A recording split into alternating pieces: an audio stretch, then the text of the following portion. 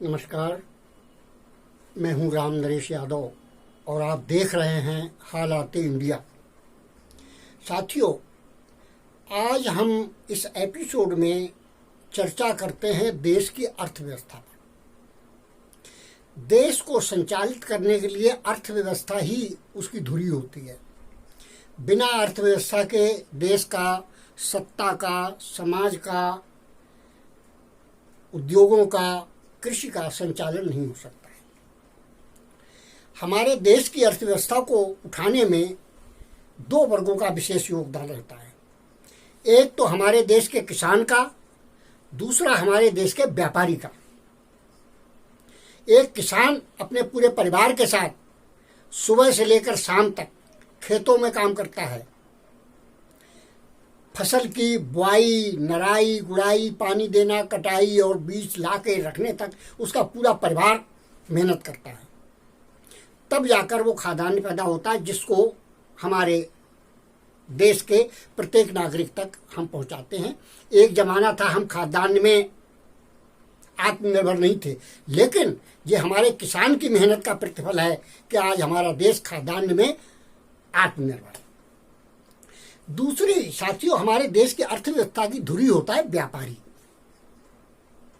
अगर देखा जाए तो व्यापारी ही देश की अर्थव्यवस्था की रीढ़ है। व्यापारी अगर सुदृढ़ है, व्यापारी मजबूत है, व्यापार मजबूत है, तो अर्थव्यवस्था मजबूत रहेगी।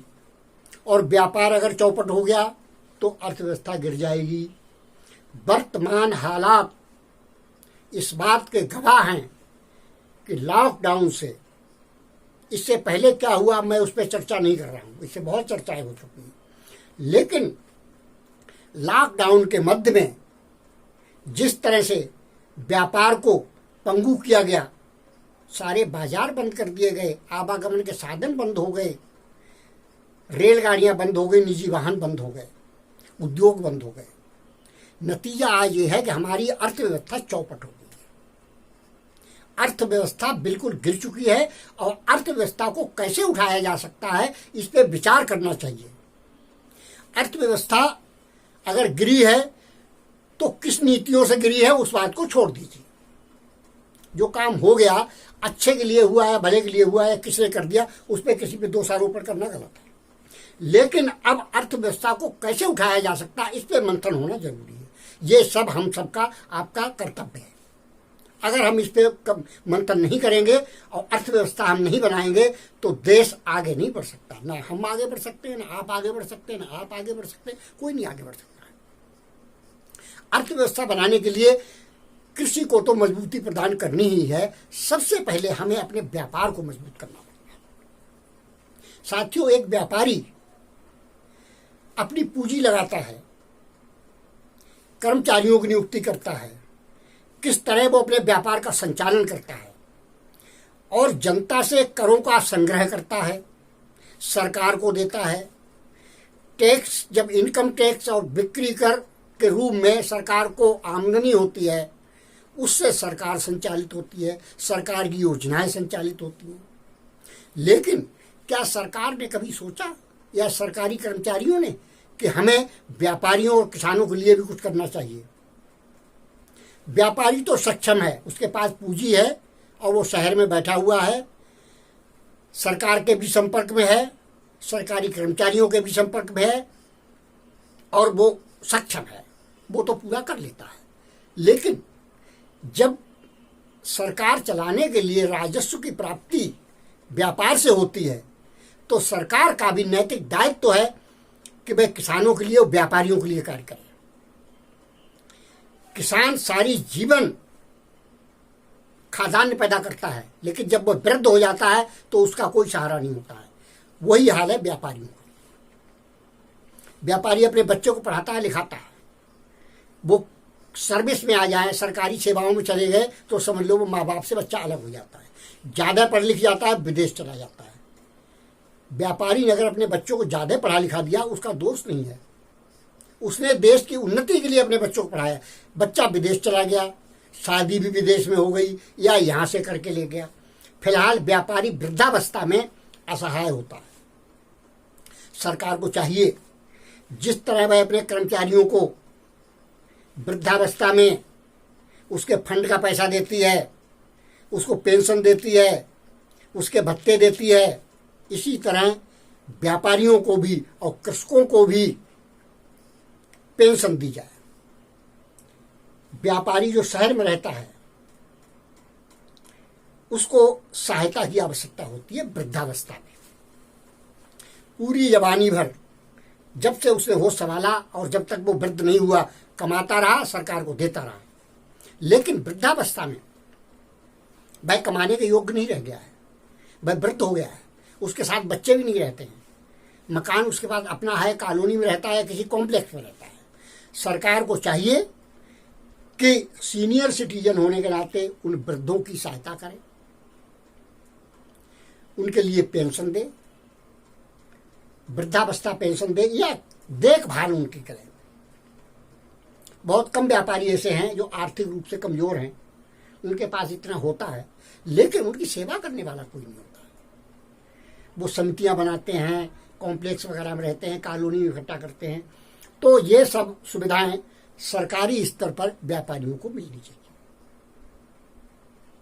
सरकार कृषि को बढ़ावा दे और व्यापार को बढ़ावा दे। साथियों, अर्थव्यवस्था संबंधी, देश संबंधी, संचालन संबंधी चर्चाएं मैं करता रहता हूं, आगे भी करता रहूंगा। अर्थव्यवस्था बनाने के लिए देश के किसान को और व्यापारी को दो का संवर्धन आवश्यक है।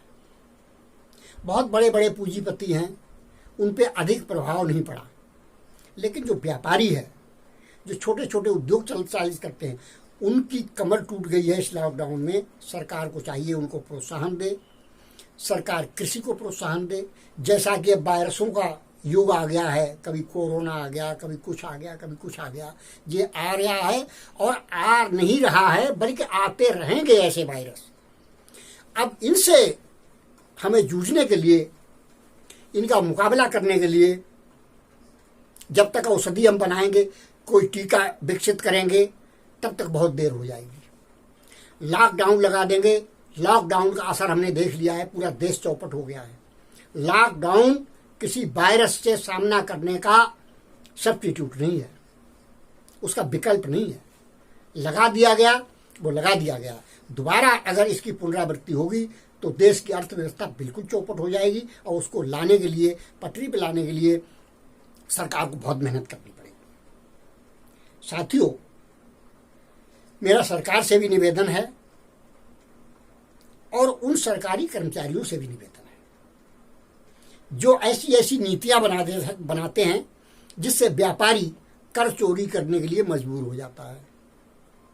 वो व्यापारियों को सहयोग करें, कर्मचारी किसानों को सहयोग करें, उन्हीं की कमाई से, उन्हीं के द्वारा संसाधन सृजित करने से जो राजस्व प्राप्ति होती है, उन्हीं से उनकी सैलरी ड्रा होती है, जिससे उनके परिवार चलते हैं।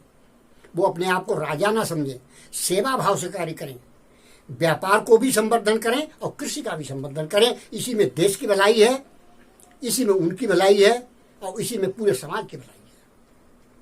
साथियों, इस तरह की चर्चाएं करते रहते हैं।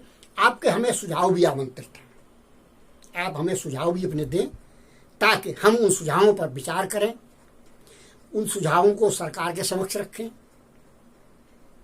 सरकार की नीतियों को आप तक पहुंचाएं, आपके सुझावों को, आपकी आवश्यकताओं को, आपकी जरूरतों से सरकार को अवगत कराएं ताकि समाज और सरकार में एक ऐसा तारतम्य बने जिससे हमारी अर्थव्यवस्था मजबूत हो, हमारा देश आगे बढ़े, हमारा समाज आगे बढ़े और हमारा देश उन्नति करे। यही मेरी कामना है।